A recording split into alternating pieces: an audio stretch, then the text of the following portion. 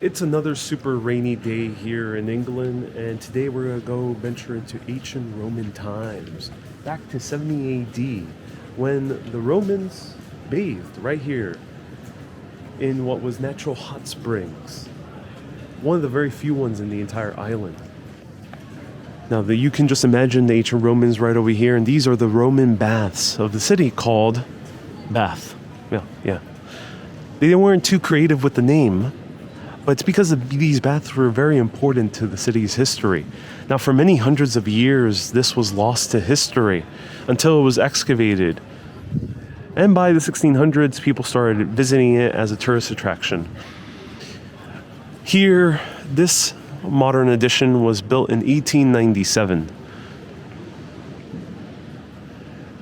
Millions of people here visit here on an annual basis, just above 1 million. So it's quite a lot of people who visit. It's a massive attraction, both international and domestic. And here we can see that these buildings actually had roofs. This was one of the tallest buildings in Roman Britain that was a roof height of 20 meters. The Roman visitors would have been amazed by the high ceiling. You could just imagine seeing that high ceiling right over here. Now, the founding myth of the city is that an ancient king actually contracted leprosy when traveling from Athens back to his native England. He ended up taking a bath in the hot springs and was cured, and no longer an outcast, able to rule over his own city. That might be more myth than actual reality, but it is a very interesting founding myth. So let's continue walking through here on the tour through ancient Roman baths.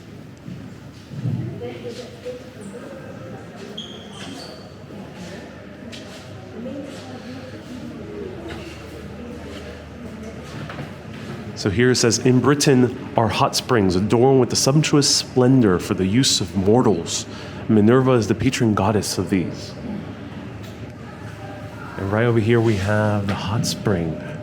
The hot spring burns really, really hot at 46 degrees Celsius. Then in the 12th century, there was a king's chamber, so the king can enjoy the Roman baths. And of course, probably cool down just a little bit, so he will survive.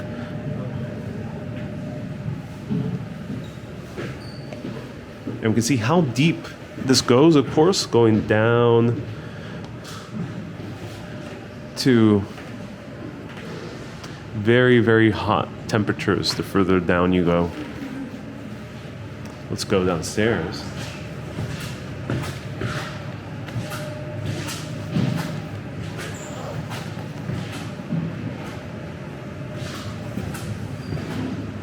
Now we're venturing into the basement, or not the basement, but the ground floor.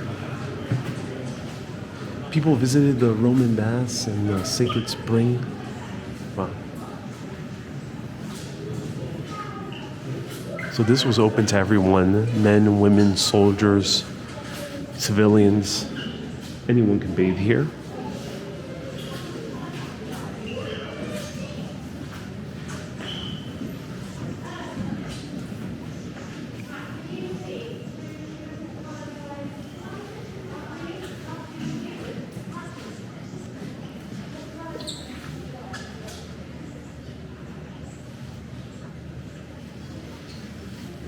So we see pre-Roman coins that were found here. The earliest coins were found here, made before the Romans arrived, 43 AD, because Londinium was solidified by 47 AD.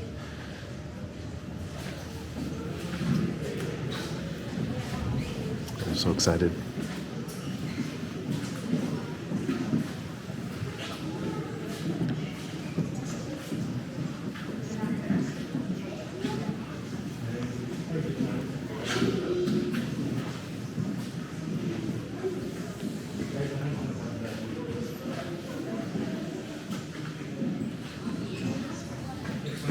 So there is accessibility here throughout the Roman baths. There are elevators and ramps, which is nice. So the name of the city of Bath before it was called Bath was Aquasulis, which which basically means hot springs, hot water. And we can see how it was constructed.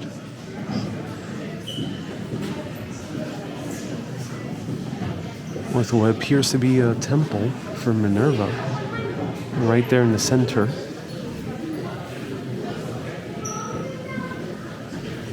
Right here, the rounded ceiling is the first one that we see, is the sacred spring. And then right next to it, the bigger one is the bathhouse. And here we have a structure called the tholos.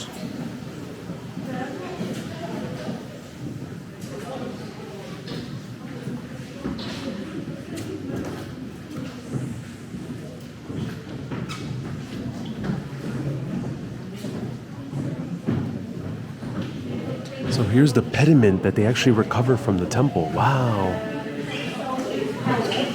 And right in the center, we see what appears to be some type of god, though I can't recognize who it is. Let's see if we can find out.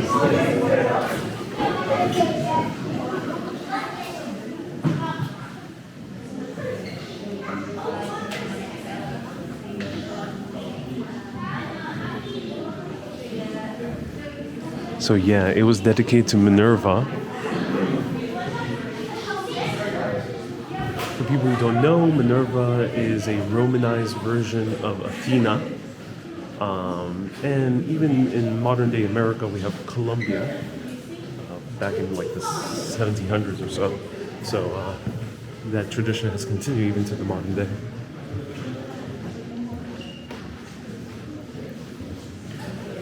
Here it is how it looked in color. Nowadays, we're very used to ancient Roman buildings looking white, because of the marble or the rock that they used. But no, they were all vastly painted with an array of different colors.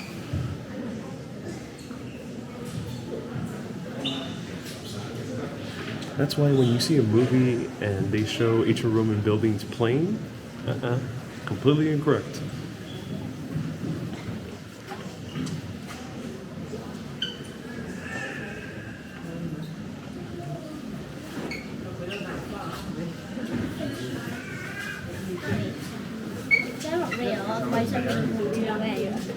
The brain is preserved, all the flesh is preserved.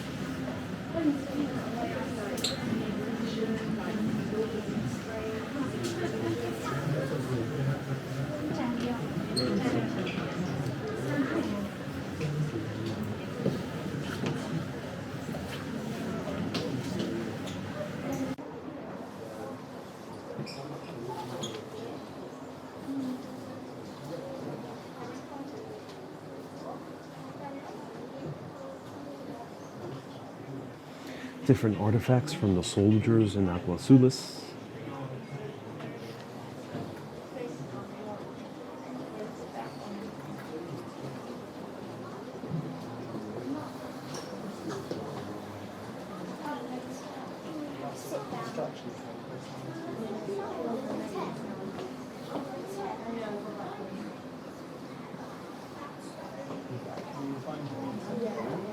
This is the head of a lady dating back to the 1st century AD. Wow.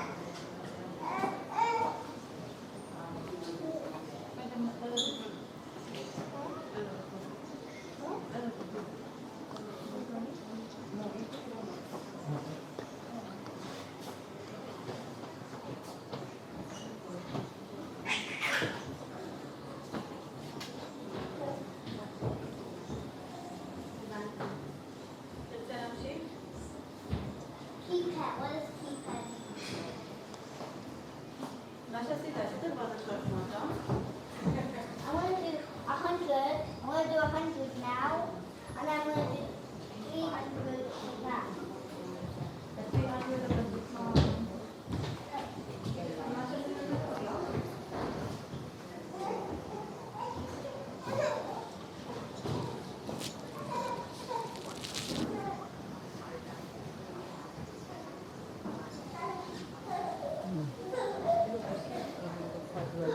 Rischiavi liberato.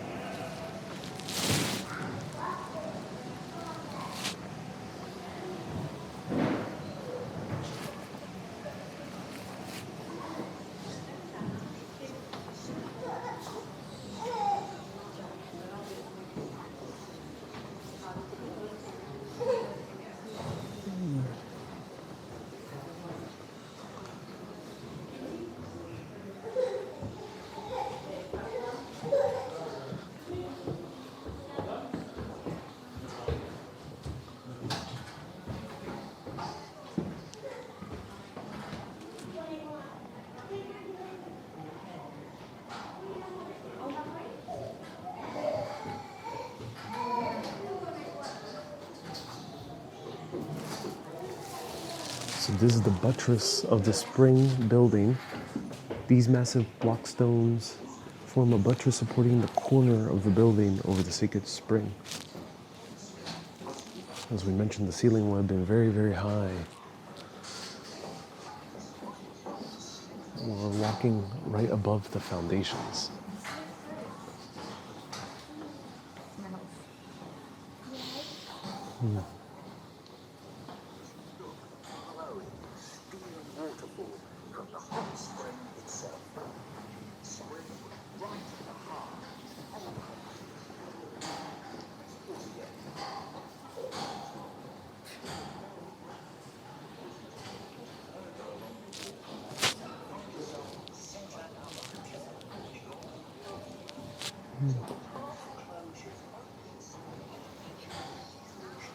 So right over here we have the sacrificial altar.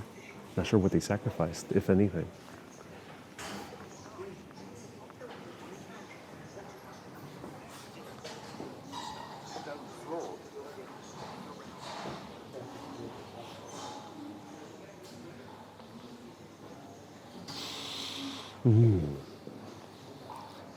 So there's a very peculiar smell in here. It smells like wet stone, obviously. So it's interesting to still have that musty smell to it. It almost smells also like going to the cisterns. I remember going to Istanbul. I went to the cistern that was the temple for Medusa. It had that very peculiar smell to it.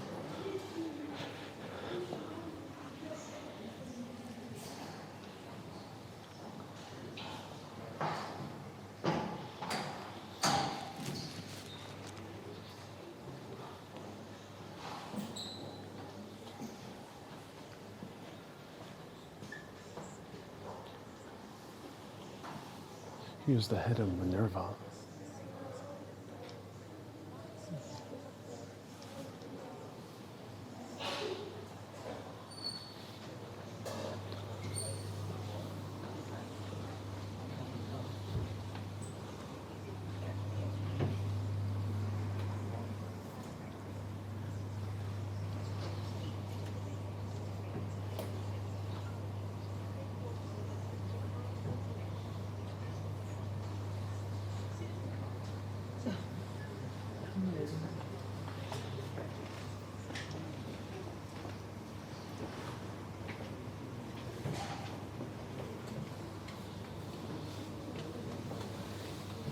So these are letters that were written by the patrons of the springs.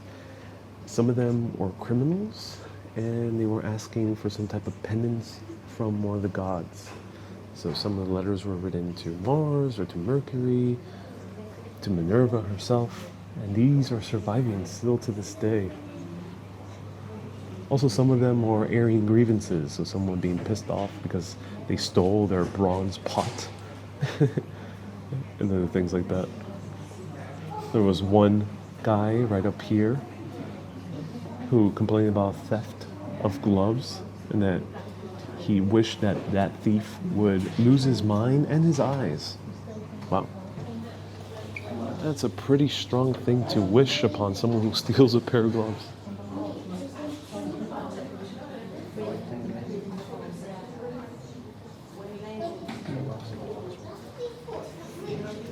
And we can see the steam rising here at the sacred spring. Ooh. Ooh, how a hot bath would feel so good right now. So there's actually still an open spot, not here in the ancient Roman ruins, but one right next door. Here would be the entrance. Who wants to jump in? Cozy up with some hot springs as the rain falls here in a rainy day in Bath.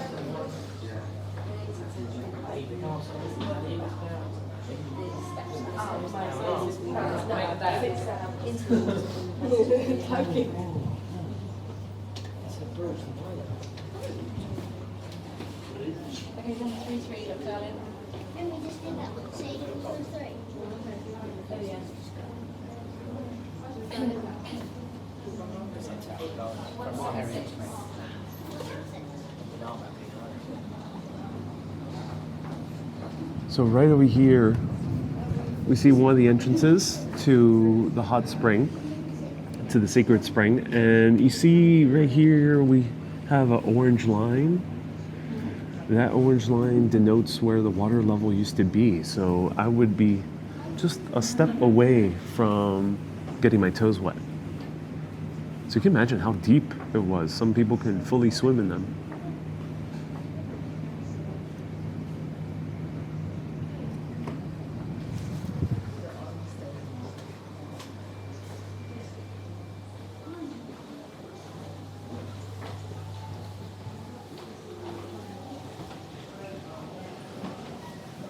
This is amazing. Again, full accessibility over here.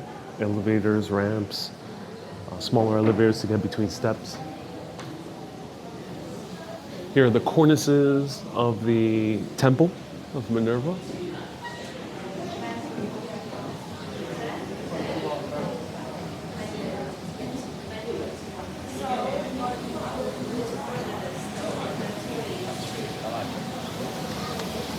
Ooh, we're gonna get to the spring themselves. This is the sacred spring, this is the overflow. Here, surplus water from the spring pours into the Roman drain and flows out into the river. Oh, I'm hyped.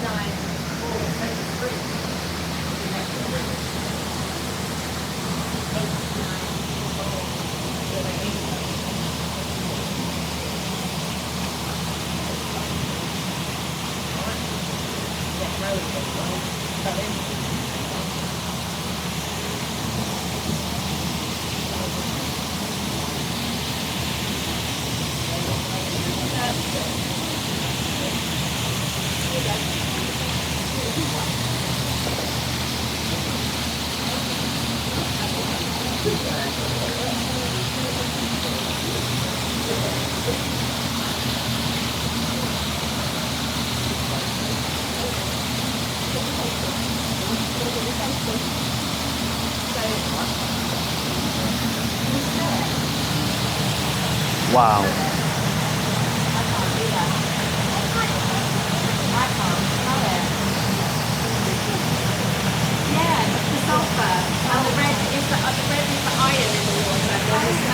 So we can see the steam right over here.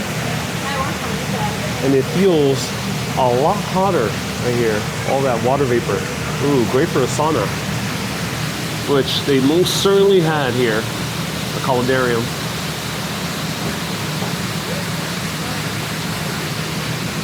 All the mineral content making the stone turn into a deep, deep urbanous orange. And that's because urbanus is good for the soul, and this water is good for your physical health.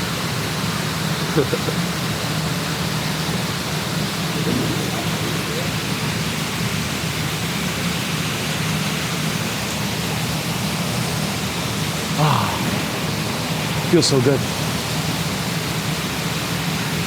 I would not want to drop my camera down here.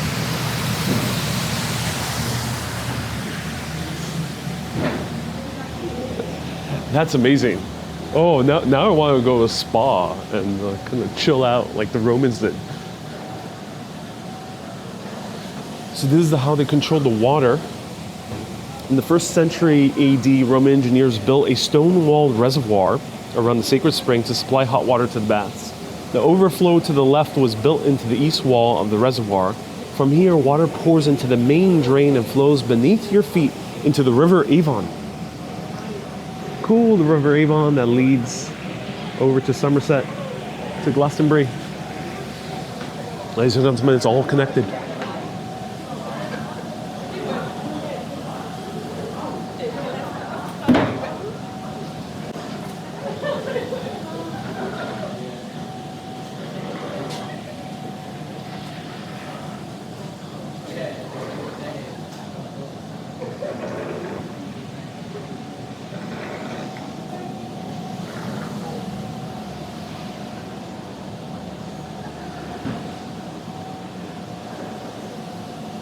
And they would constantly do repairs and re-roof the roof because it was made partly out of wood, which, due to all the heat and the vapor, has the risk of accumulating moss or fungus and also deteriorating very quickly.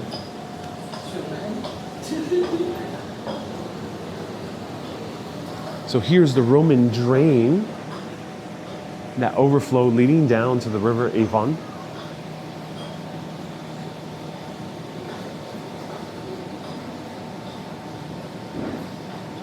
You can see a map over here. So there's also a cold plunge, which I think we might be able to see.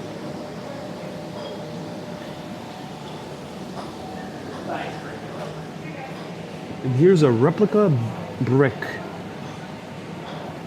to me, how it looks like with all the water passing. It's very smooth, has a kind of a slick feeling to it. It has kind of a porous feeling to it as well.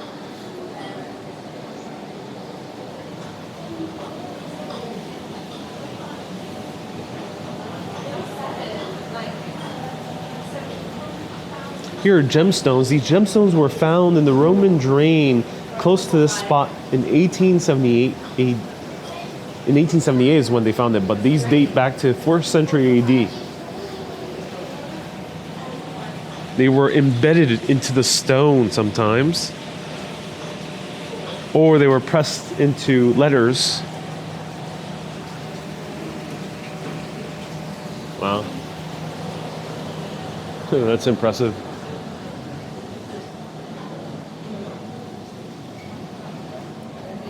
I'm walking around here, I feel very relaxed. Let me know if that ever happens to you when you go to ancient Roman ruins.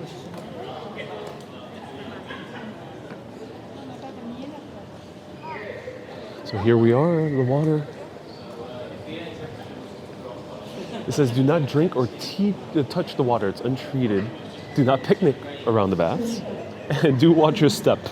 Mind the gap, please. Very slippery stones, but here they are.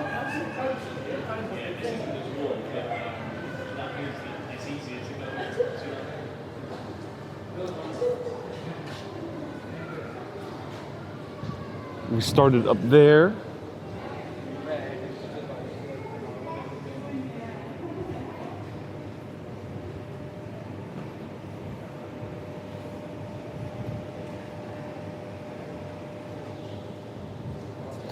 You can see that the water level was a bit higher, reached all the way to this first step over here before.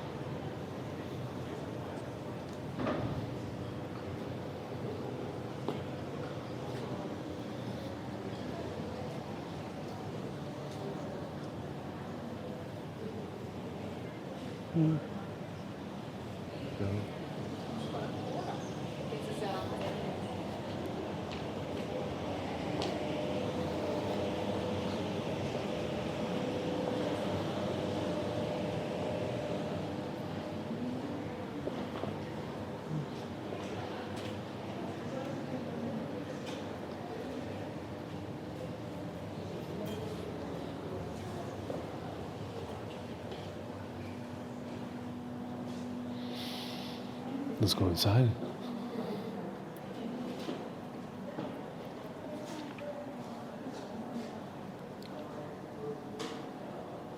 Here's the immersion pool, where you can fully immerse yourself into water.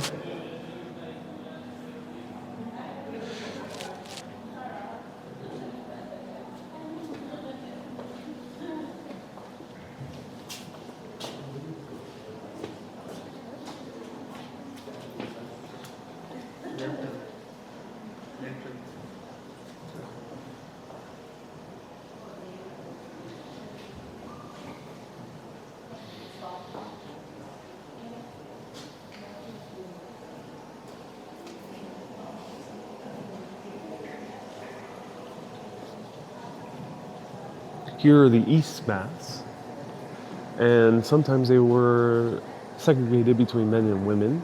Sometimes they were mixed, but that's much more rare. So we are in the area where it was mostly women, and it's very hard to see. It's so dark. But here's a hot room, the caldarium. This is where it would feel like a sauna. Be very, very hot in here to sweat out all those toxins.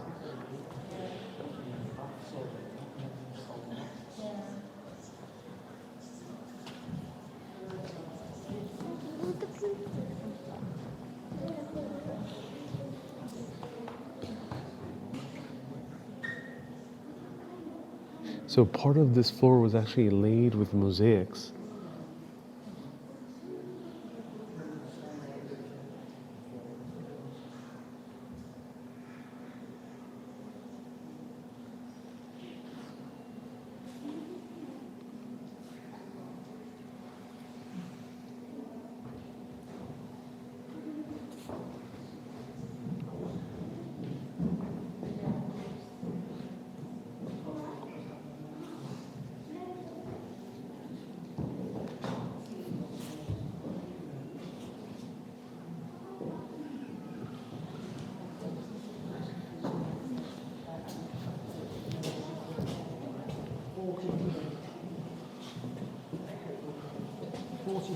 Thank you.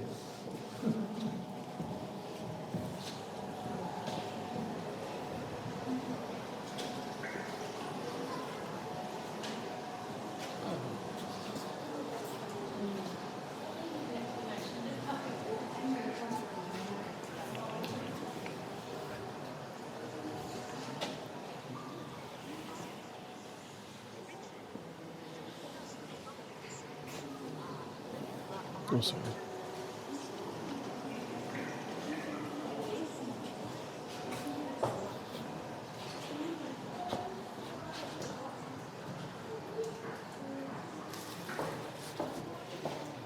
I wonder what this is.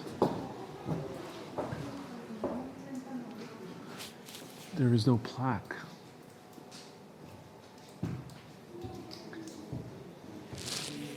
Maybe this is the underside of the main floor of the caldarium, where everything was heated up due to the flow of the hot spring. And that the floor was held up by these columns. Maybe that's the case.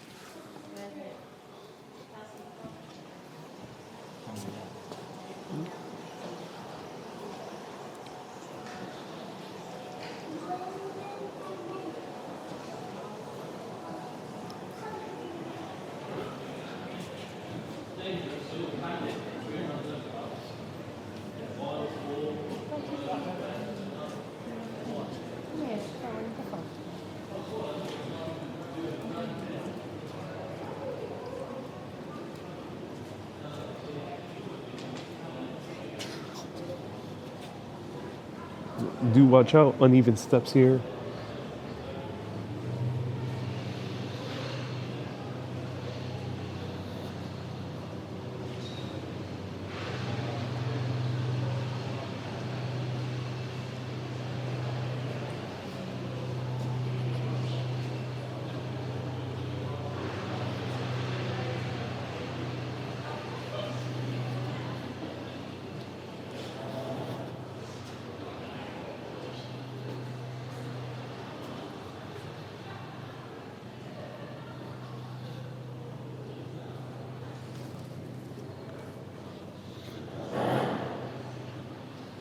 So this doorway linked to the circular cold plunge pool.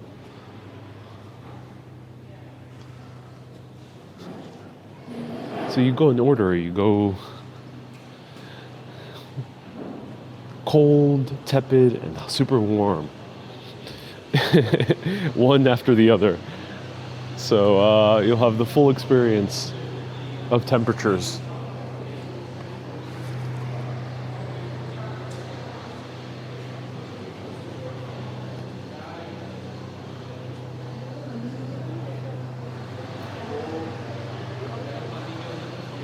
It says, do not touch the water. Makes sense.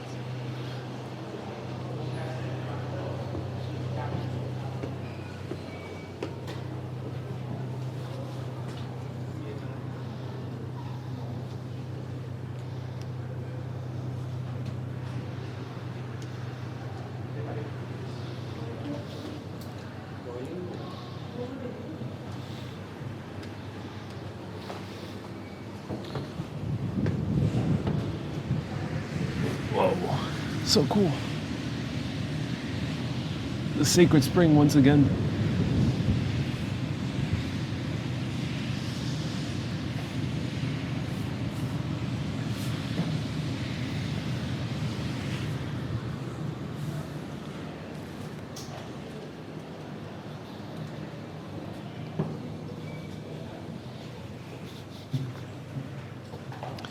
Thank you so much. So I returned the audio guide. I used it when I started visiting the museum to listen to a few of them. Really good guide. I didn't have time to listen to everything, but it's free, included with the price of the ticket. So that brings us to the end. But I heard that you can taste the water. I'm not sure if you can still do that, so let's check it out.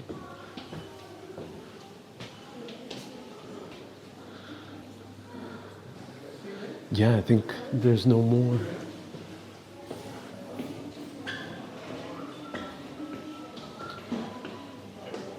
Excuse me, in the audio guide they mentioned that you can taste the water. Is that still going on? Yeah, no, unfortunately not. No. Oh, We're trying okay. to get it off the audio guide at the moment. Oh, right, yeah, right. No, since COVID, we've not given out. We've not even been testing the water, so we don't even know if it is safe to give out at the moment. Oh, that makes sense. So, yeah, once we do get it up and running, I'm sure. It was discontinued shortly before the pandemic? Yeah. So obviously we used to give it out. Yeah. Be able to get it here, pump room. And then since COVID, we've just stopped giving it out here, stopped giving it out in the pump room, and tried so- to restrict people going into the pump Oh, room. of course, So, of course. yeah. Oh, all right, no worries. Thank you so much.